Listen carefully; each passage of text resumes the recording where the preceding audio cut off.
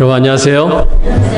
네, 한 주간 잘 지내셨습니까? 네, 혹시라도 한 주간 힘드신 일이 있거나 마음 상한 일이 있으셨더라도 이 시간 동안에 안식할 시간 동안에 여러분께서 십자가 앞에 다 내려놓으시고 하나님 안에서 기쁨과 평화와 쉼을 얻는 시간이 되시기를 정말 간절히 바라겠습니다. 저희가 무슨 책 공부하고 있죠? 로마서 공부하고 있습니다. 그래서 오늘 말씀 읽기 전에 조금 지난 2주간 공부한 내용들을 복습을 하고 오늘 말씀으로 들어가도록 하겠습니다. 여러분, 우리가 이제 하나님의 백성으로 부르심을 받았는데, 여러분 유대인으로 태어난 사람이 유대인입니까? 속 사람이 유대인인 사람이 유대인입니까? 속 사람이 유대인인 사람이 진정한 유대인이고, 할례를 받는 것이 물론 이 육체에 받는 할례도 중요하지만 어디에 할례를 받아야 된다고 말씀하셨습니까? 마음에 받는 할례가 진짜 할례다라고 여기 성경에 나와 있습니다. 그런데 여러분, 유대인인 것이 할례를 받는 것이 유익이 있어요, 없어요? 유익이 있다라고 말씀하셨습니다. 범사에 많다라고 말씀하셨어요. 그거를 우리가 적용하기를 제7일 안식일 예수 재림교회인 것이 유익이 있어요, 없어요?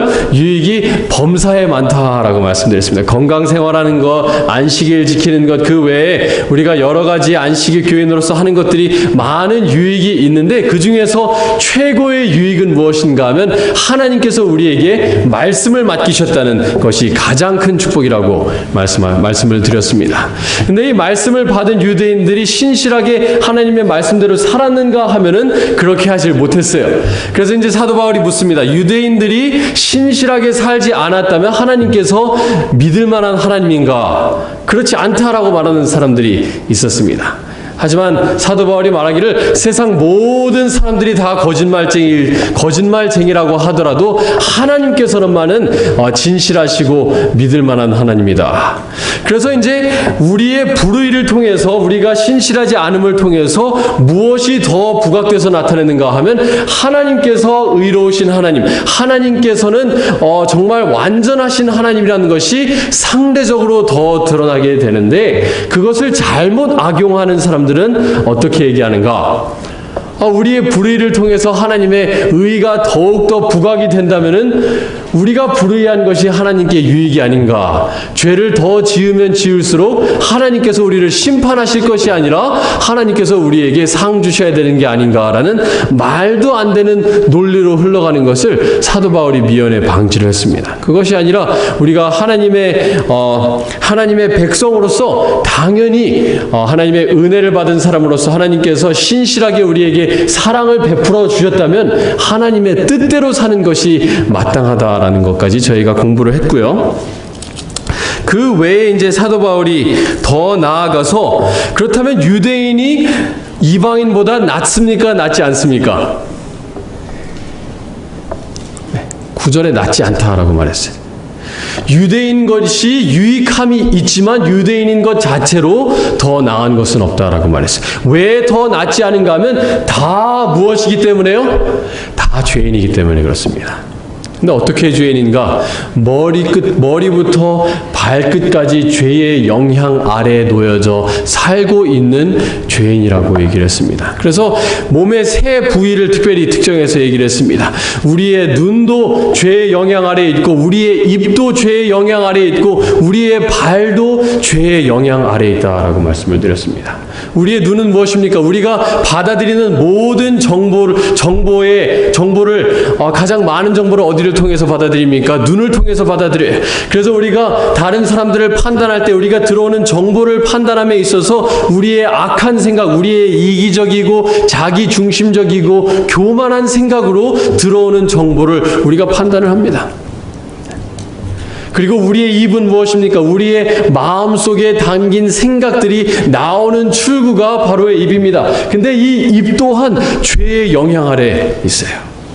그래서 우리가 하는 말들이 우리의 교만한 생각, 그리고 이기적인 생각, 자기중심적인 생각에서 우리의 말들이 나옵니다. 발은 무엇을 상징합니까? 우리가 다니는 모든 것들을 상징합니다. 그래서 우리가 다니는 데 있어서, 행하는 데 있어서 우리의 이기적인 생각, 자만심, 그리고 우리의 자기중심적인 생각으로 우리가 행하고 있다라고 사도 바울은 주장하고 있었던 것입니다. 그래서 우리가 오늘 저희는 로마서 3장 19절부터 31절을 공부를 하는데요. 로마서 3장 19절부터 31절의 말씀을 저희가 보겠습니다. 로마서 3장 19절부터 31절의 말씀입니다. 로마서의 굉장한 권위자 중에 하나였던 학자가 있는데 레온 모리스라고 하는 박사님이 계십니다. 이 레온 모리스 박사님은 로마서 3장 이 19절부터 31절의 이 문단을 가리켜서 인간 역사상 쓰여진 문단 중에서 paragraph 중에서 가장 중요한 paragraph가 있다면은 로마서 3장 19절부터 31절이라고 얘기했습니다. 그만큼 중요한 말씀입니다. 모르겠어요. 가장 중요한 말씀인지 아닌지는 모르겠습니다만 그 로마서의 가장 권위자 중에 하나였던 그 박사님께서는 그렇게 말씀하셨습니다. 로마서 3장 19절 20절 말씀을 먼저 보겠습니다. 우리가 알거니와 무릇 율법이 말하는 바는 율법 아래에 있는 자들에게 말하는 것이니 이는 모든 입을 막고 온 세상으로 하나님의 심판 아래에 있게 하려 함이라.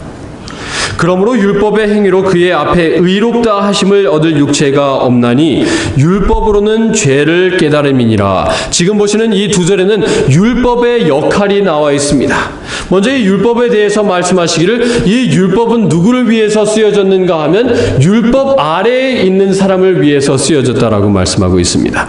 율법 아래에 있다는 것은 그럼 무슨 의미일까요? 사람은 두 가지 중에 하나입니다. 로마서 6장 14절과 15절을 보시면은 사람은 율법 아래에 있든지 은혜 아래에 있습니다. 율법 아래에 있든지 은혜 아래에 있어요. 이 율법 아래에 있다는 것이 율법을 지킨다는 것을 얘기하는 것이 아니라 무엇으로 구원을 받는 것을 선택하는가에 대한 이야기인 것입니다.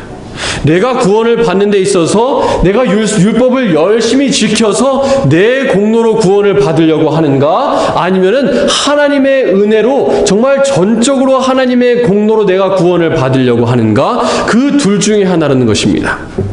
그 외에 세 번째 길은 없어요. 자, 이 율법 아래에 있는 사람들에 대해서 말하기를 계속해서 말씀하십니다. 하나님의 심판 아래에 있게 하려 함이라. 율법의 기능, 율법의 역할 중에 하나는 무엇인가 하면 우리를 하나님의 심판 앞에 내려놓는데요. 20절 끝에 보시면은 율법으로는 죄를 무엇함이니라? 깨달음이니라 라고 얘기하고 있습니다.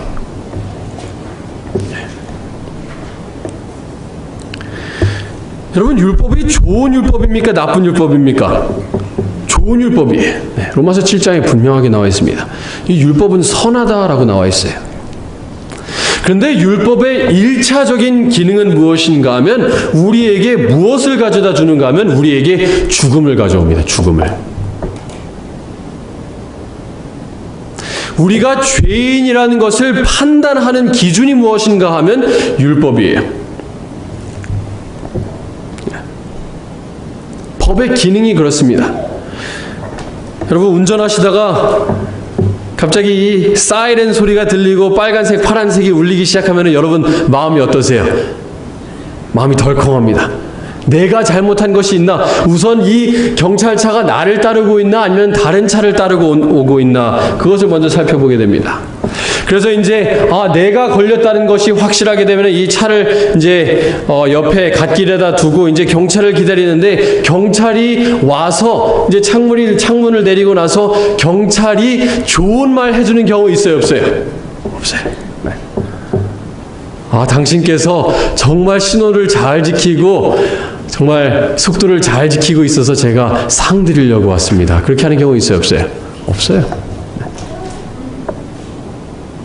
저도 한 1, 2년 전에 이 티켓을 받은 적이 있는데 그 토프 하우스 앞에 그 길에서 제가 티켓을 받았어요. 그래서 이제 제 와이프하고 저는 그 길을 가리켜서 통곡로라고 불러요. 통곡로. 거길 지나가면서 통곡로라고 부르는데 왜 통곡로인가 하면 눈물의 길이다 이겁니다. 눈물의 길. 네.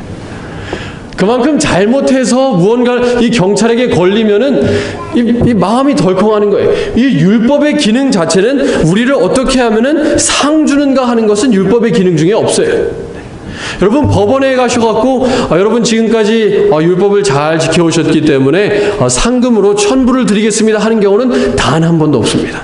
율법은 사람이 범죄자인지 아닌지를 판단하게 하는 것이 바로 율법의 기능인 것입니다. 여러분 책꽂이를 여기에 껴놓으시고 갈라디아서 3장 말씀을 보도록 하겠습니다.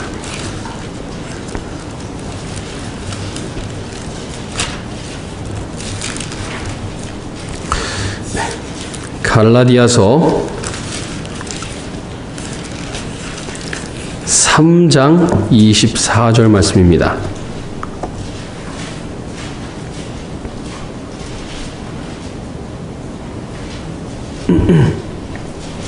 23절부터 보겠습니다. 죄송합니다. 갈라디아서 3장 23절 말씀입니다. 믿음이 오기 전에는 우리는 율법 아래에 매인 바 되고 계시될 믿음의 때까지 갇혔느니라. 믿음이 없는 마음 속에는 우리가 율법 아래에 있는 것이라고 말씀하고 계십니다. 24절 이같이 율법이 우리를 그리스도께로 인도하는 무엇이 되어 개역 한글판에는 몽학선생이라고 나와 있고요. 개역개정에는 초등교사가 되어 우리로 하여금 믿음으로 말미암아 의롭다 함을 얻게 하려 함이라. 이 초등교사라고 번역되어 있는 단어는 원어를 보시면은 이 헬라어의 그 당시에 이 헬라 문화권에서는 이 초등교사는 무엇하는 사람이었는가 하면 노예들이 이 초등교사를 했어요. 그래서 특별히 하는 일 중에 하나는 무엇인가 하면 이 귀족의 집에 있는 자녀들을 학교에 데리고 가서 학교에서 이제 마치고 나면은 집으로 데려오는 역할을 하는 사람이 바로 이 초등교사였습니다.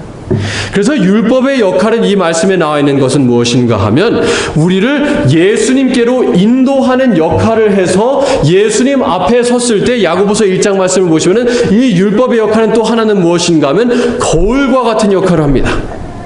그래서 율법과 같은 이 거울과 같은 율법 앞에 섰을 때 이 율법이 우리를 예수님께로 인도해서 우리에게 무엇을 가져오는가 하면은 우리에게 죽음을 가져온다는 것입니다.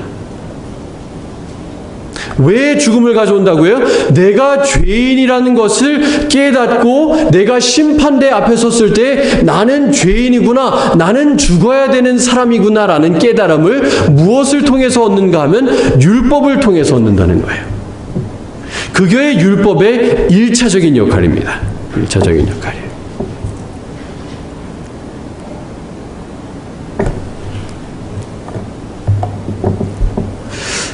그것이 율법의 1차적인 역할인데 율법이 못하는 것이 하나가 있습니다.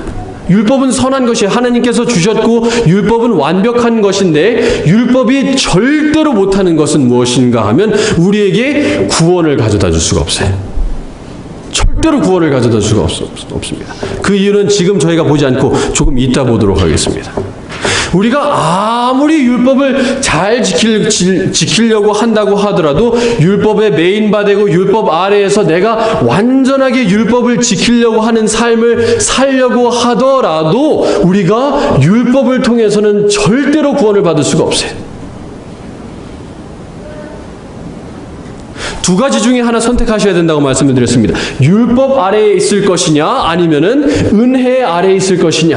율법 아래에 있다는 것은 나의 공로로 내가 스스로 구원을 얻겠다는 정신이고 은혜 아래에 있는 것은 모든 것을 하나님의 손에 맡겨서 내가 구원을 받으면은 전적으로 하나님의 은혜고 내가 받지 못하면은 내 탓이라는 거예요.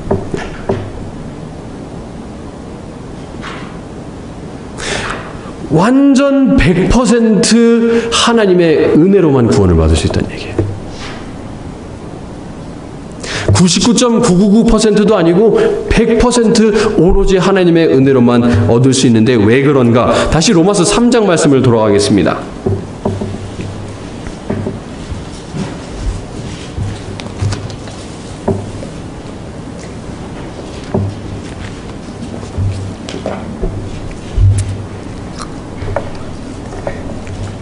로마서 3장 21절부터 보겠습니다. 이제는 율법 외에 하나님의 한 의가 나타났으니 율법과 선지자들에게 증거를 받은 것이라. 다른 말로 하자면 이제 율법 외에 구원받을 수 있는 방법 한 가지가 제시가 되었다는 것입니다. 22절 곧 예수 그리스도를 무엇함으로 말미암아? 믿음으로 말미암아 모든 믿는 자에게 미치는 하나님의 의인이 차별이 있다 없다? 차별이 없느니라. 모든 사람이 죄를 범하였음에 하나님의 영광에 이르지 못하더니. 여기까지 잠깐 보겠습니다. 모든 사람이 죄를 범함에 하나님의 영광에 이르지 못했다라고 얘기를 하고 있습니다. 하나님께서 인간을 창조하실 때 아버지 하나님, 성령, 성자 하나님, 성령 하나님께서 모이셔서 이렇게 얘기하셨어요. 우리가 우리의 형상을 따라 우리의 모양대로 우리가 사람을 만들자라고 말씀하셨어요.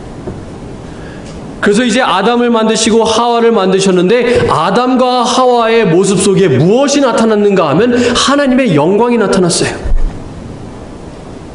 아담과 하와가 하는 모든 행동 속에, 그들이 하는 말 속에, 그들의 품성 속에 하나님의 사랑의 영광이 온전하게 비칠 수 있었다는 것입니다.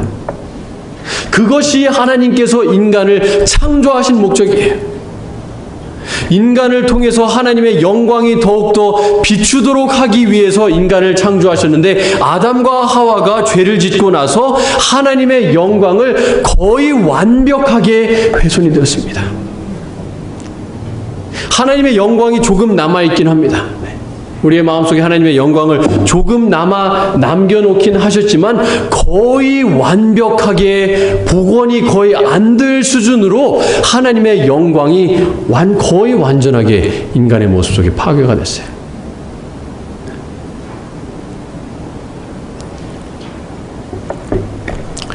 여러분, 때로는 우리는 다른 사람들과 우리를 비교하면서 다른 사람보다 내가 낫다는 생각할 때가 참 많이 있어요.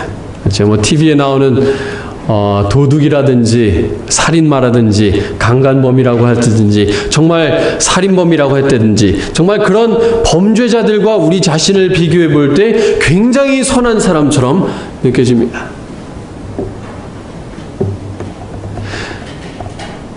여러분, 땅을 파서 이제 굴 속에 들어가고 그 탄광 속에 깊이 들어가서 한 1km 정도 들어가서 얼굴에 정말 석탄을 뒤집어 쓰고 시꺼먼 사람, 그리고 알프스 정상에 오르거나 히말라야 정상에 올라서 8km 정도를 올라간 사람의 높낮이가 차이가 많이 나나요? 적게 나나요? 차이가 많이 납니다. 땅을 깊이 파들어간 사람과 한 1km 내려가서 얼굴이 시꺼먼 사람과 8km 올라간 히말라야 정상에 올라간 사람의 높이가 차이가 엄청나게 많이 나지만 무엇에 비교하면은 다 똑같은가 하면 별에 다다를 정도까지 비교하자면은 다 똑같아요.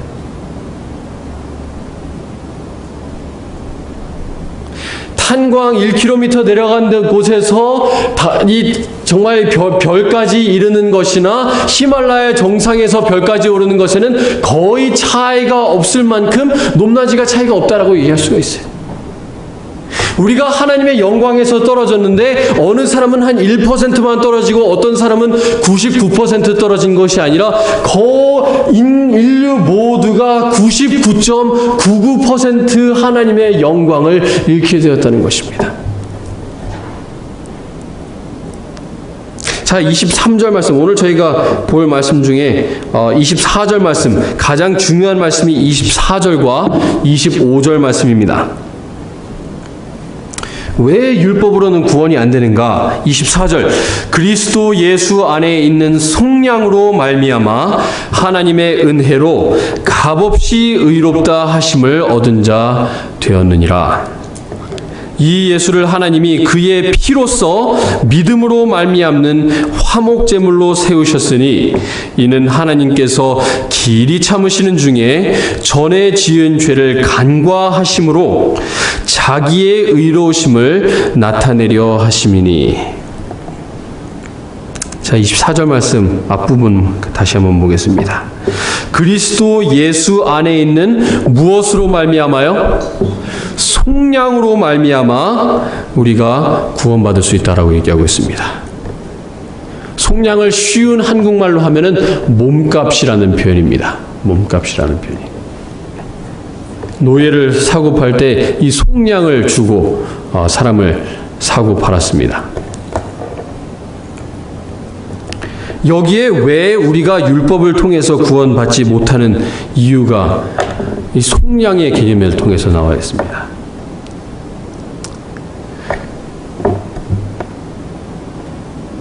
자, 인류가 죄를 짓고 나서 하나님께서 인간을 구원하시고 싶으신데 정의의 하나님이시기도 하지만 자비의 하나님이시기도 합니다. 그렇죠? 그래서 그냥 자비로 인간을 그래 너 죄 지었지만 내가 용서해 줄게라고 하나님께서는 하실 수 없는 이유가 자비의 하나님이실 뿐만 아니라 정의의 하나님이시기 때문에 죄의 대가는 누군가는 분명히 받아야 됩니다. 죄에 대한 대가를 받아야 되고 인간을 구원하기 위해서는 속량을 치러야 되는데 그 속량, 인간을 구원하기 위한 값이 얼마인가 하면은 하나님의 몸값이라는 거예요. 하나님의 몸값.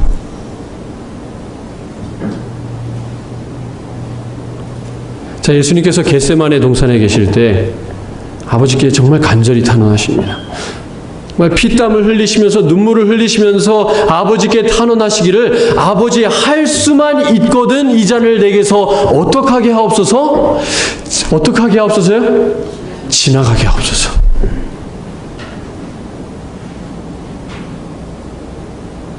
하지만 아버지께서 그 잔을 지나가게 하셨습니까? 아니면 그 잔을 다 마셔야 하셨습니까? 다 마셔야 하셨습니다.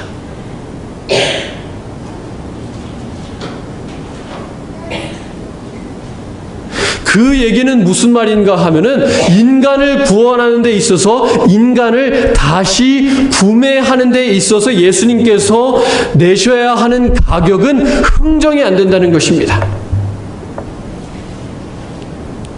할인이 안 돼요.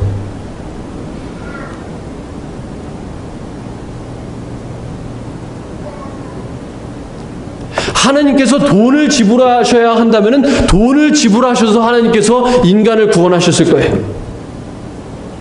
뭐하러 힘들게 고통스럽게 십자가에 올라가셔서 아버지와 아들이 분리되는 그 엄청난 고통을 겪으시면서 왜 하나님께서 그런 엄청난 고통을 겪으셔야 했을까요? 왜냐하면 인류를 구원하는 데 있어서 가격은 절대로 흥정이 되거나 할인이 되지 않았기 때문입니다. 그보다 더 적은 가격으로는 인류를 구원할 수 있는 방법이 없었기 때문이에요.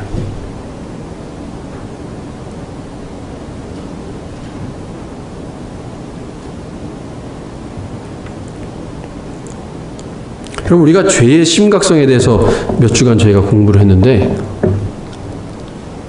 여러분, 죄라는 것이 하나님의 율법을 범한다는 것이 얼만큼 심각한 문제인가 하면 죄를 범한 것을 해결하기 위해서는 얼만큼의 값을 지불해야 되는가 하면 하나님의 목숨값만큼을 지불해야만 율법을 범한 문제가 해결이 돼요.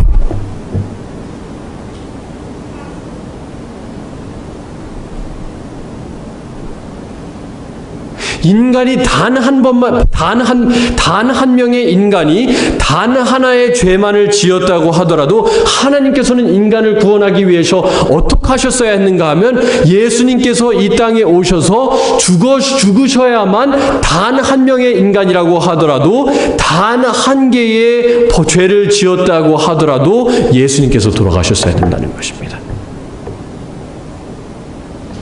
그게 죄의 심각성이에요.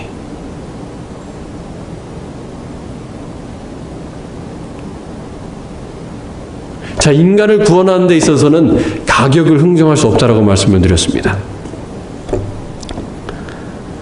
그런데 한갓 인간인 권비치라고 하는 사람이 율법을 정말 내 딴에는 완벽하게 지킨다고 해서 지켜가지고 하나님의 목숨값만큼의 율법을 내가 지킬 수 있는가 하는 것입니다. 지킬 수 있어요, 없어요? 없어요. 내가 아무리 이 땅에 살면서 열심히 착하게 산다고 하고 선하게 산다고 하고 십계명을 단 한 개의 십계명도 어기지 않은 채로 살려고 한다고 하더라도 내 가치 하나가 예수님의 가치를 절대로 교환할 수 없다는 것입니다. 천사 중에 가장 높은 천사인 가브리엘의 목숨으로도 우리를 구원할 수 없고, 저희의 목숨으로 여러분을 구원할 수 없고, 단 한 개의 유일한 값은 예수님의 목숨값이라는 것입니다.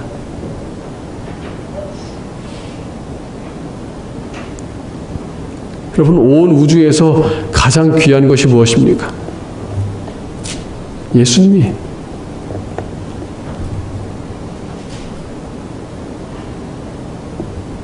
이 세상에 있는 모든 금은 보화를 다 모은다고 하더라도 하나님 예수 그리스도의 가치에 비하면 정말 세 발의 피도 되지 않는 그런 지경에 있는, 그런 가치에 있는 예수님께서 돌아가셔야만이 우리의 죄에 대한 값을 지불이 되어서 우리가 구원을 받을 수 있다는 거예요.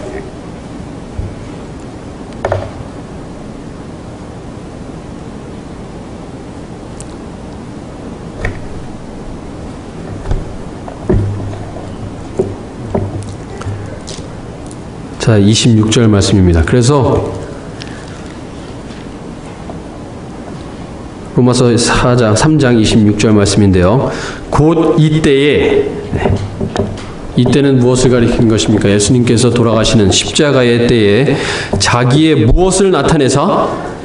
의로우심을 나타내사 자기도 의로우시며 또한 예수 믿는 자를 의롭다 하려 하심이라. 십자가를 통해서 하나님의 의로우심이 나타난다고 했는데, 하나님께서 십자가에서 의로움을 나타내는 이유가 도대체 무엇입니까?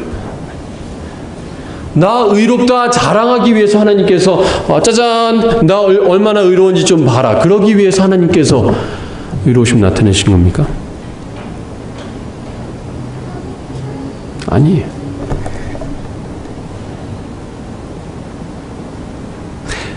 믿을 만한 하나님이라는 것을 십자가에서 보여주셨다는 것입니다. 여러분, 신명기 25장 1절의 말씀을 보겠습니다. 여러분, 이 믿음으로 말미암는 은혜로 말미암아서 구원을 받는 건다는 것은 사실 어떻게 보면은 좀 비논리적으로 보일 수가 있는데, 신명기 25장 1절 말씀을 보겠습니다. 신명기 25장 1절 말씀입니다.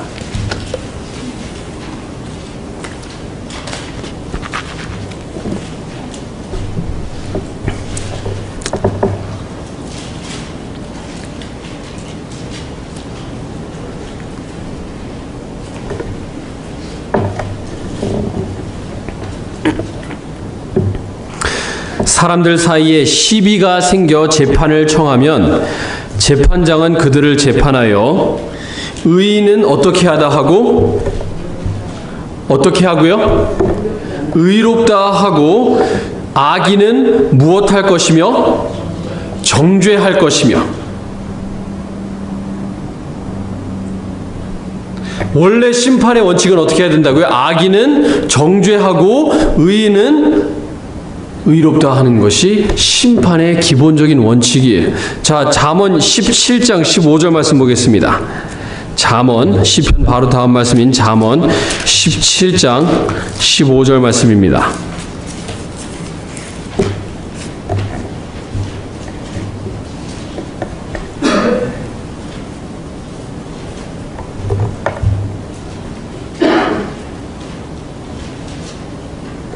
잠언 17장 15절입니다.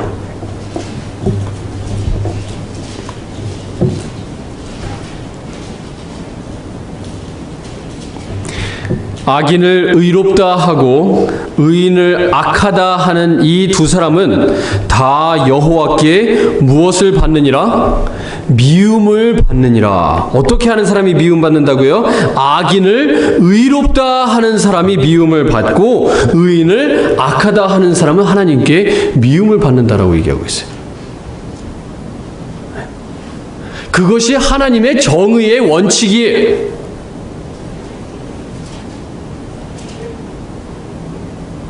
살인범을 무죄로 풀어주는 판사는 무능력한 판사입니다.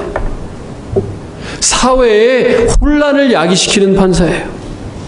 엄청난 범죄를 저지른 사람이라면 죄인이라고 선고를 해야 되는데 악인을 의롭다고 해버리면 사회의 문제들이 해결이 되지가 않습니다.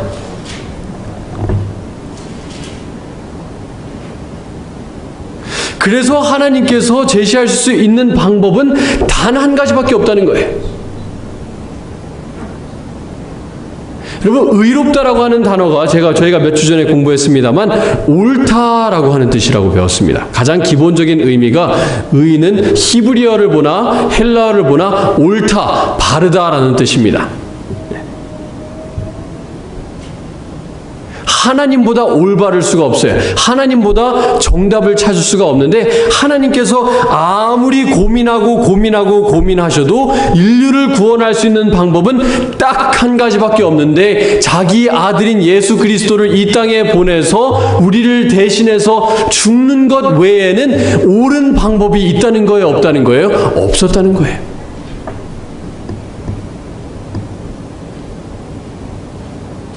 자비도 충족시키고 인류를 구원할 수 있는 자비도 충족시키고 인류의 이 세상을 다스리는 정의를 충족시키는 것은 아무리 생각해봐도 뭐 아이디어 10개 중에 하나가 예수님께서 죽으시는 것이 아니라 유일한 방법은 예수님의 십자가밖에 없었다는 것입니다.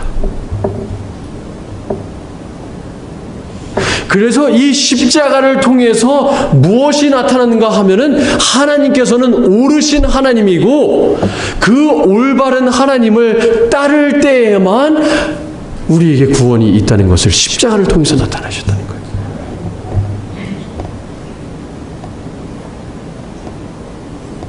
여러분, 구원의 방법은 단 한 가지 방법밖에 없습니다. 하나님께서 우리에게 주실 수 있는 방법도 단 한 가지이고 우리가 받을 수 있는 방법도 한 가지밖에 없습니다.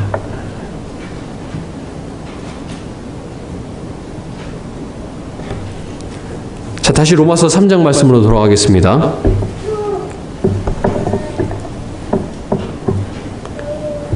로마서 3장 27절입니다.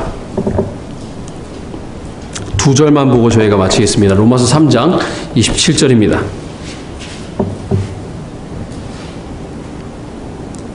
그런즉 무엇할 때가 어디냐?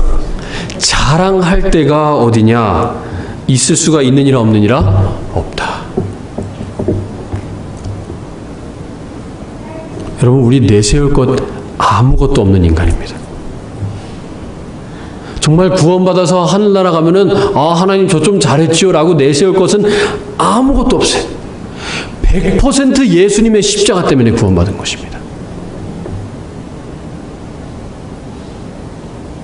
우리가 이 땅에 살아가면서 내가 다른 사람보다 잘났네 못났네 할 것이 없는 것이 다 하나님의 은혜로 살아가는 것이기 때문에 내세울 것은 아무것도 없어요.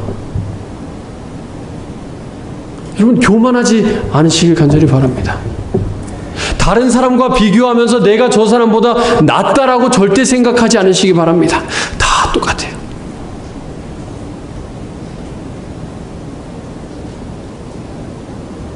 다 100% 하나님 편이에요. 여러분, 감사하십니까?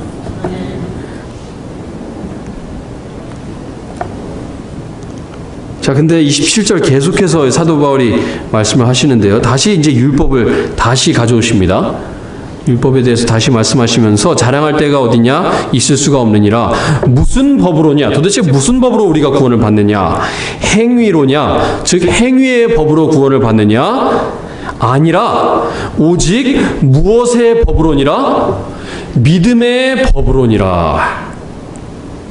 여러분, 행위의 법과 믿음의 법이 다른 법입니까?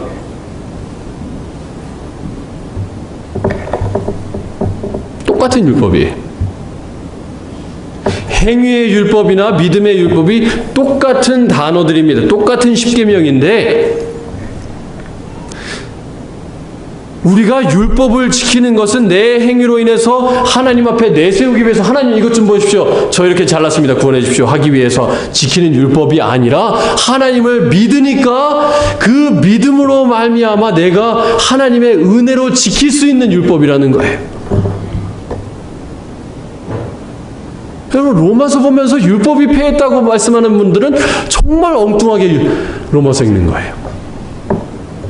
31절 말씀입니다. 마지막 절입니다. 그런즉 우리가 믿음으로 말미암아 율법을 파기하느냐? 그럴 수 없느니라. 도리어 율법을 어떻게 하느니라? 굳게 세우느니라. 왜 율법을 굳게 세웁니까? 예수님의 공로로 예수님 덕분에 이제 율법을 제대로 지킬 수 있게 되었기 때문에 율법이 세워지는 거예요.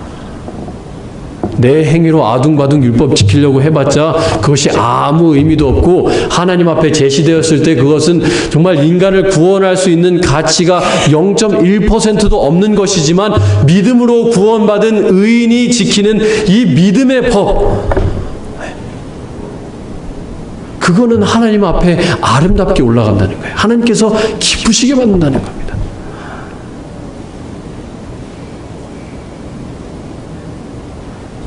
거기에도 내 공로는 하나도 없어요. 하나님을 믿어서 율법을 지킬 수 있는 것도 다 누구 덕분이냐면 다 예수님 덕분입니다. 여러분 살아가시면서 잘못되는 일이 있으면은 내 덕분이고 잘 되는 건 무조건 하나님 덕분이라고 아시길 간절히 바랍니다. 내가 축복받으면 하나님 덕분이고 내가 사랑받고 은혜 받으면 하나님 덕분이고 구원받으면 다 하나님 덕분이고 하나님께서 나를 사랑해 주셔서 율법 지킬 수 있게 해주시면 그것도 다 하나님 덕분이고 그리고 하나님 참 감사하신 하나님입니다. 지불할 수 있는 최고의 금액을 지불하셔서 여러분을 구원하셨습니다. 나를 구원하셨어요. 통장의 잔고를 다 털어서 하나님께서 우리를 구원하셨습니다. 그런 하나님 대신해서 내가 내 행위로 구원받으려고 하지 말고 그냥 당당하게 하나님 앞에 하나님 저 죄인이니까 좀 받아주세요. 믿음으로 100% 하나님의 은혜로 구원받는 여러분과 제가 되길 바라면서 말씀 마치겠습니다.